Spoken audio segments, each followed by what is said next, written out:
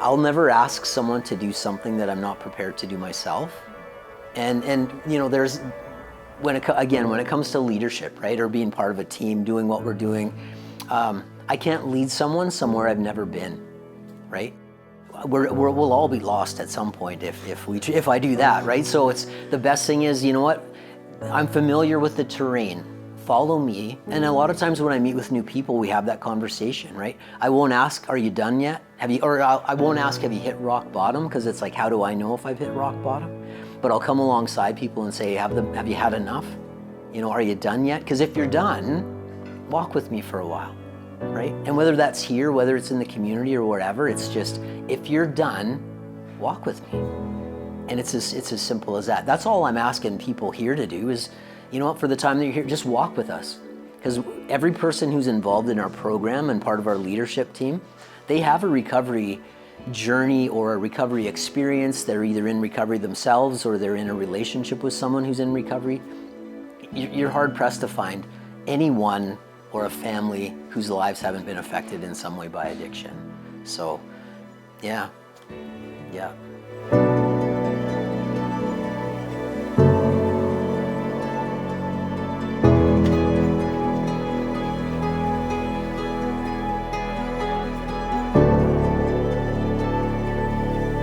On my best days, I wake up and I surrender my day, my will, my life, my illness, my family, my team, the people that I work with throughout the day. I surrender all of that stuff. And then I kind of look up to my God conscious or God or higher power, creator, whatever you want to call them, and surrender my day to them. And then I'll say, like, in your will, whatever you want to have happen today, beautiful. And then I just kind of go about my day. It's so simple. And then at the end of each day, I kind of look up and say, thanks, that was amazing.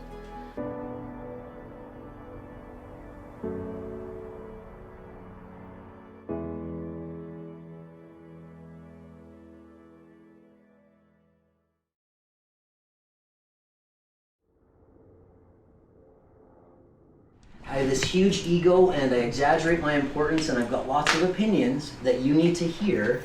It goes hand in hand with comparing myself with others. And when I compare myself to you, who's better and who's worse?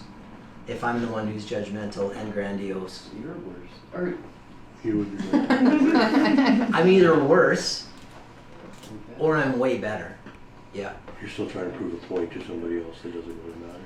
Oh, that's cute, Jarvis. I remember when I was like you, right? And it looks, that was an example of what, right? I pat Jarvis and say, is it okay that I'm patting you on the shoulder? I pat Jarvis on the shoulder when he says something, oh my gosh. I remember when I was your age and I said a lot of things, you remind me of me. So, and what I'm doing is I'm letting Jarvis know that in a very subtle way, not only am I judging him, I'm better than, and this is a growth spurt that I too had to experience. And you know, you just keep doing what you're doing. You're gonna do great one day, just like this guy with 2 thumbs. Who's doing great and has 2 thumbs? This guy. I'm very concerned with what you think of me. If I'm judgmental and hand in hand with grandiose, I'm miserable. I don't necessarily try to understand. I don't even really care. But yeah, I'm gonna compare myself to you, and I'm gonna be either really a lot better than you, or much worse than you. And either way, you're lower and less than when it comes to me, right? All we're looking at are the symptoms, or these are the attitudes of someone who we would classify or characterize as having the dry drunk syndrome, right? So they're grandiose, they're judgmental, but not only that, they're also impatient. You know, there's a word that we use. Have you ever heard this before? One of the things that you'll see, the more kind of looking into the whole world of chemical dependency, substance use, substance misuse, addiction, alcoholism, whatever you want to call it, it's the same thing. You know, and the symptoms are the same. Some people would say that it's some kind of trauma in people's lives. There's other people that say there's a genetic component to the illness itself. But what you were saying about the void, and it really, what it comes down to for us is that it's a feelings disease, or it's a feelings illness. And as simply put as possible, it's, I don't like how I'm feeling, and I want that gone, right? So people in my world, we don't like discomfort. We don't like feeling pain. We don't like feeling hurt.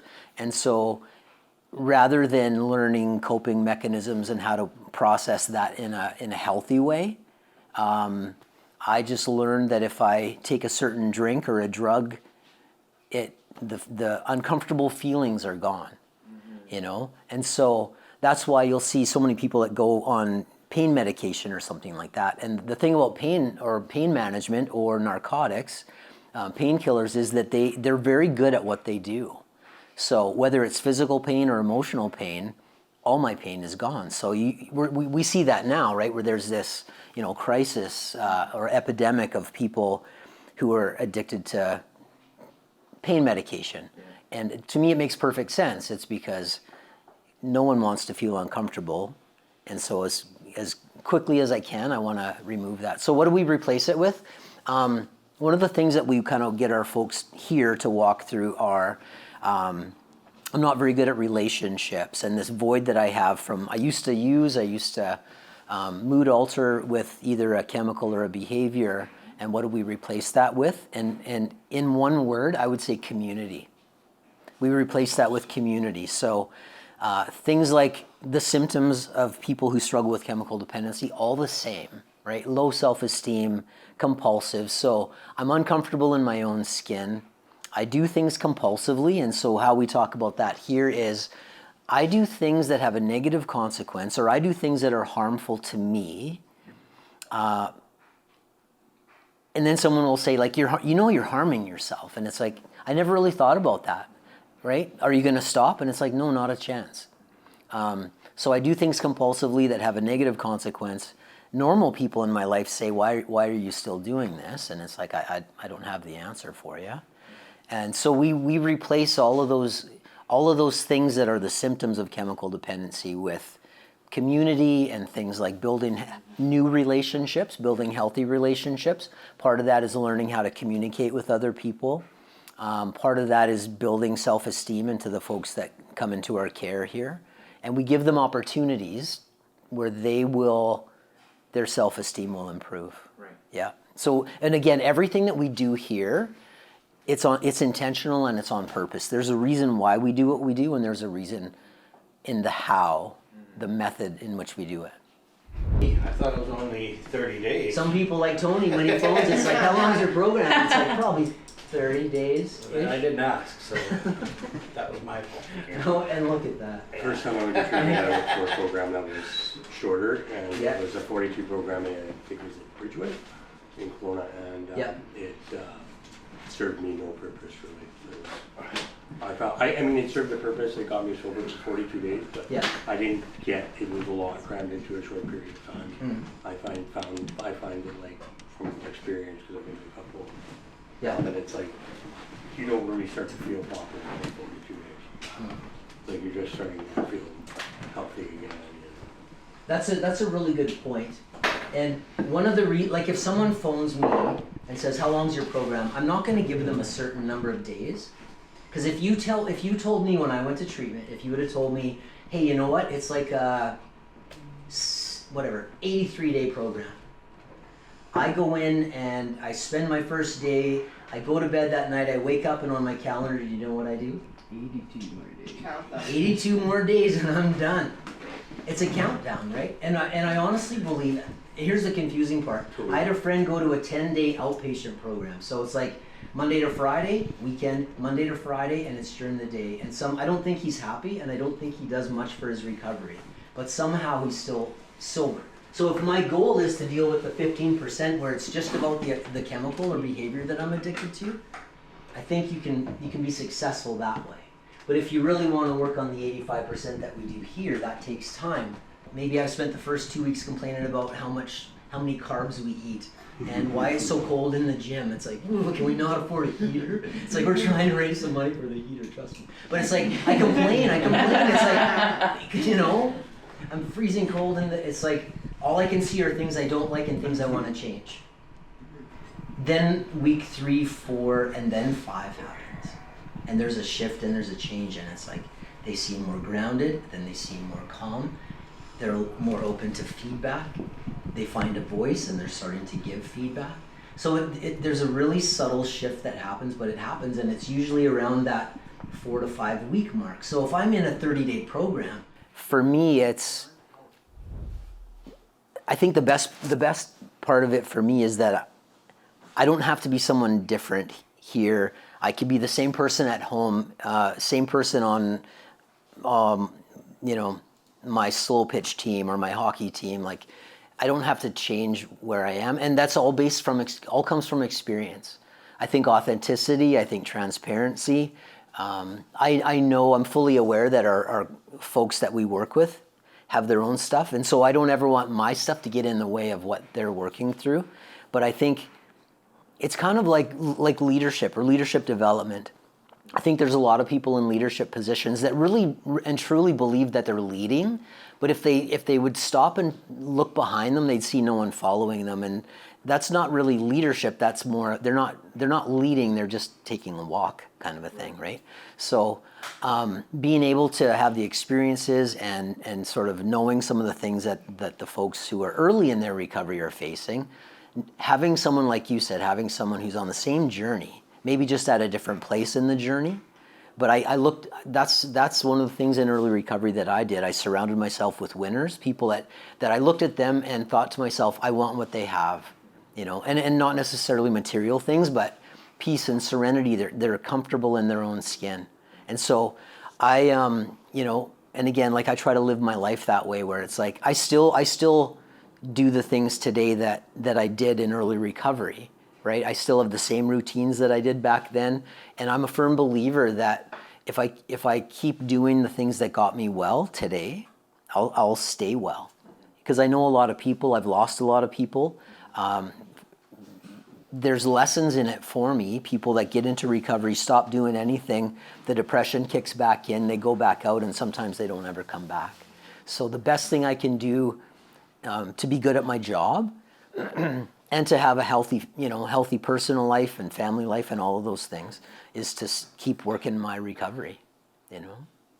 So, and people that are on the same journey, like, I think from the perspective of the clients or the folks that come into our program, you can tell when someone has lived experience or they've learned everything out of a textbook or something like that, and it just makes the conversations that much easier, where you won't hear people say something where you gasp in shock and go, oh my gosh, like, I can't believe you said that. It's like, oh yeah, I've been there, feelings of hopeless and worthless and useless. I can totally relate.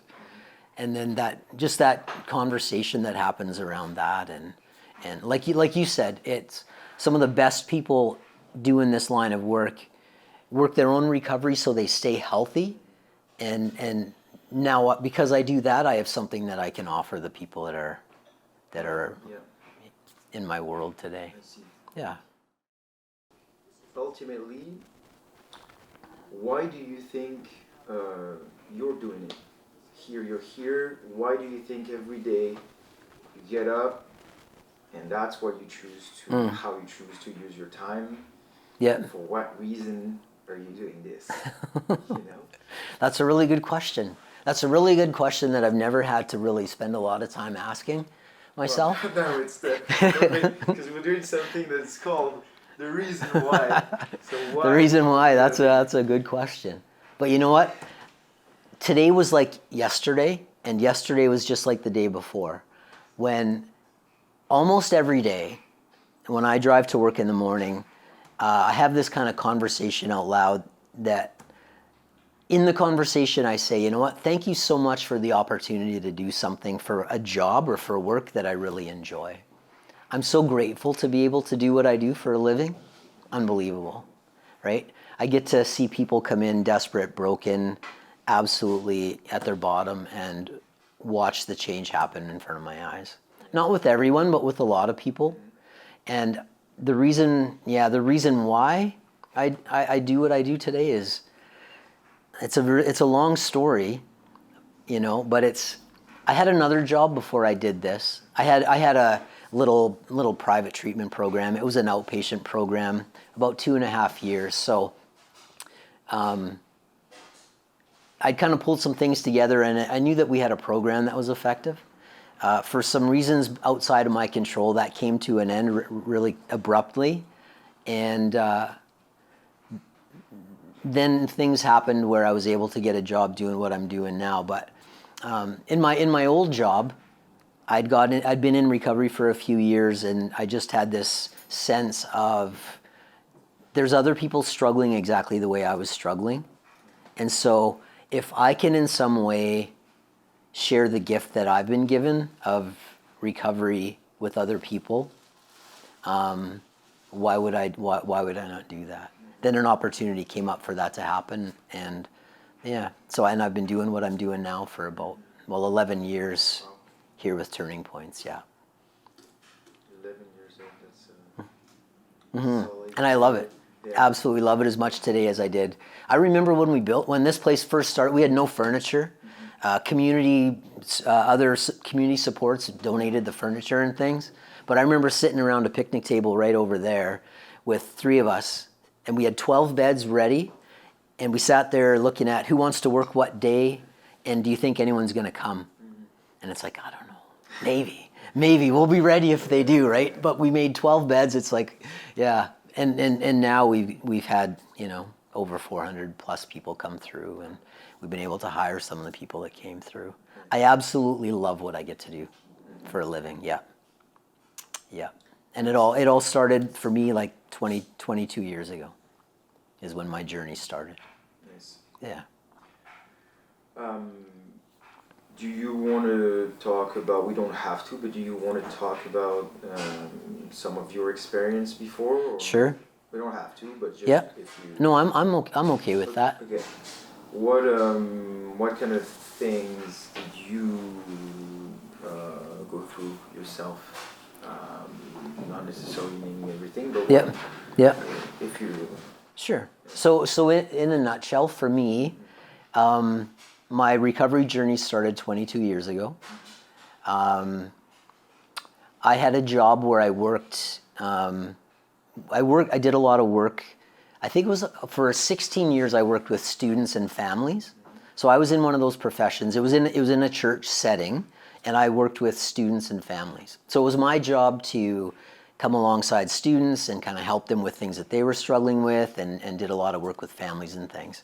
And it was good, but one of the things that sort of resurfaced in my life was, I don't think in my life I've ever drank like a normal person, right? Normal people fascinate me. It's like I could watch normal people for a very long time, just in fascination, right? And for me, it's never been apparent. I didn't know it at the time, but there was nothing normal about the way that I would drink even as a teenager. And so then I got into a job that, again, I really liked, working with students and families. I loved it. The problem was that I have this sort of dark side of me that I don't know what to do with, but I'm in a job where I'm supposed to have my life together and help others. And so no one knew what was going on except my family. So then 23 years ago, I was actually doing the same thing at a place really close to where we are now. And things were getting out of hand, and I had experienced things like some surgeries that required painkillers. And I say it this way on purpose, that's where my love affair with painkillers kicked in.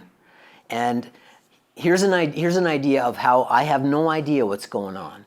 So I'm speaking to this large group of people about trials and struggles and things like that. And I actually say, I have my notes I could show you in my notes that I have this written in my notes. Still no red flags, but I'm standing in front of 1,000 plus people telling them that my new best friend is morphine. Yeah. And and people in recovery are looking at me and their heads tilt, and everyone else is laughing. And I have no idea what's going on in my life as it starts to spiral out of control. And things like, I wasn't a daily drinker. but as long as I knew the weekends were coming, or there was going to be a time that I could sort of escape the pressures of life, escape, some of the uncomfortable feelings that I had going on. As long as I knew that I could escape, yep, I could get through the week mostly. And again, the only people that knew anything wasn't right were my wife and my kids. And so things kind of came to a point where I needed help, like the depression and all of that stuff that we had talked about earlier kind of was kicking in, and it's like I have to do something because I don't know how much longer I'm going to live if I, feeling like a fake, feeling like a phony, and I hate who I am, I hate what I'm doing, but like we talked about this morning, I can't do it on my own, right? So I kind of came to my wife and I said, I'm in trouble, I need help. And all of a sudden, next thing I know, I'm meeting with someone at Denny's who looks at me and says, oh my gosh, you're an alcoholic and you need help. And he introduced me to the world of recovery. I didn't understand anything when I got into it 22 years ago. And, there's still a lot of things that I don't understand. But in that moment, it's like I'm willing to do whatever I'm going to be asked to do because this is what I want. And then I have to mention too, I think if that happened to me today, in that setting, and I came to a group of people that I was responsible to, the leadership, and said, hey, I can't stop drinking and drugging, and I don't know what to do. I think if it happened today, I'd be fired in a heartbeat. And there was something, here's the thing, right? Like the further I get away from that moment 20 whatever years ago, the bigger my miracle seems. So the right people in the right place, it was amazing. It was absolutely amazing because you have to remember, like when you're in that situation, the amount of shame, guilt, and remorse, and it's like, I hate what's happening, I don't know what to do, and I just feel lost. And I met with a group of people, and all they said was this,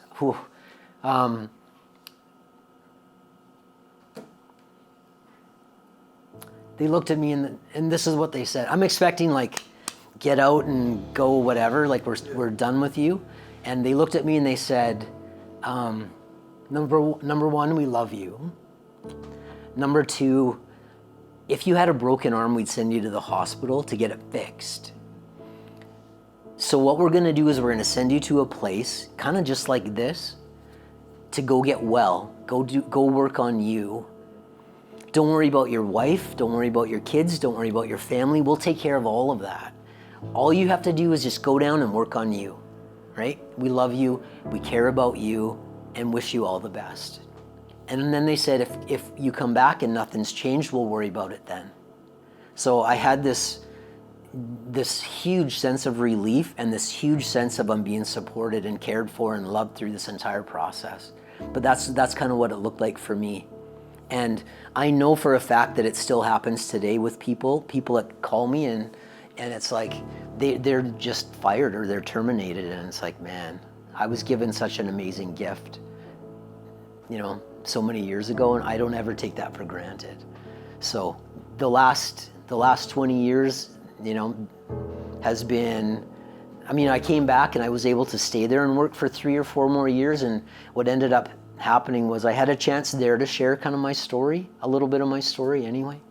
And the response was just overwhelming. And what ended up happening was I started getting like 2 or 3 or 4 phone calls a week from people whose lives have been affected by addiction. And so this is like 2 years in, 2-3 years in kind of a thing. And this overwhelming sense of people reaching out to me where I was having a hard time doing what I was getting paid to do and sort of help people in this process understand and then get help and things like that. So there was a point where it's like I really feel this sense of everything that you've been doing up till now, great. We're going to move a different direction now.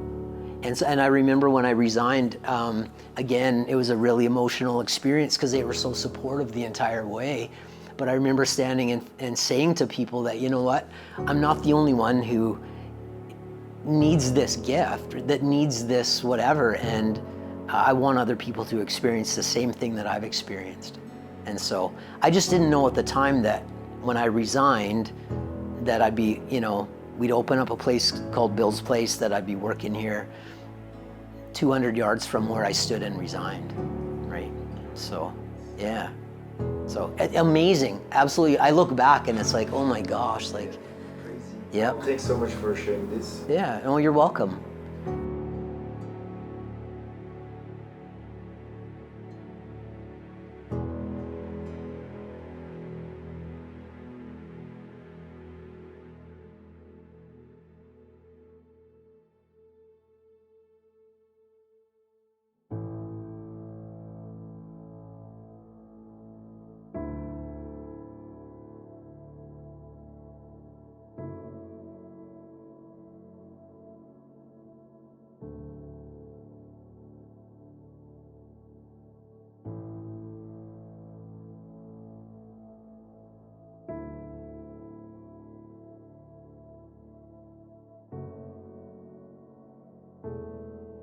And my life isn't all, can I say and giggles? Like, is it, Yeah, you can edit out yeah, whatever there's you just want. stuff we won't My use for sure. my life today isn't all like mountaintop experiences by any means, but it's this amazing balance of, you know, every day at some point I experience peace and serenity. And one of the common things that I'll see throughout my days, and at the end of the night when I put my head on my pillow, I have so much gratitude around, you know, my life today. I absolutely love my life today, you know, and it hasn't all been pleasurable. There's been pain and there's been stuff I've had to work through, but I'm so grateful for where I'm at in my life today. And you know, if that's what I had to experience in order to be where I'm at today, oh, I don't ever want to relive those experiences, but I'm so grateful for where I'm at today. So grateful. I love my life, and everything in my life that's positive today is a result of being in recovery. 100%.